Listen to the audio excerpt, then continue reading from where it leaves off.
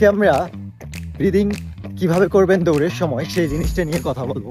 অনেকেই প্রশ্ন করতেছেন যে ভাইয়া দৌড়ের সময় আসলে আমরা ব্রিদিংটা কেমন হবে, এবং আমার অনেক দ্রুত হাঁপায় ওঠে।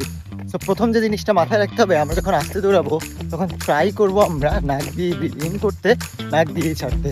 যদি আমাদের সেটা প্রবলেম হয় সেক্ষেত্রে আমরা নাক দিয়ে নিব, মুখ দিয়ে ছাড়বো।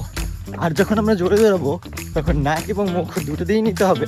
তবে খেয়াল রাখতে হবে আপনার নাকের ম্যাক্সিমাম ক্যাপাসিটিটা যেন পূরণ হয়, এবং মুখ দিয়ে যে নিব সেটা যেন অনেক বেশি মাউথটা ওপেন না হয়। এরপরে সব থেকে ইম্পর্টেন্ট জিনিস হচ্ছে রিদমিক হতে হবে। অর্থাৎ আপনি 2 স্টেপে ব্রিদিং নেবেন, 1 স্টেপে ছাড়বেন, অথবা 3 স্টেপে ব্রিদিং নেবেন, 2 স্টেপে ছাড়বেন। এভাবে প্র্যাকটিস করলে দেখবেন যে আপনার ব্রিদিংয়ের প্যাটার্নটা আগের থেকে অনেক বেটার হয়ে গেছে। তো কমেন্ট বক্সে জানান আপনারা কারা কারা এই প্র্যাকটিসটা করবেন সামনে।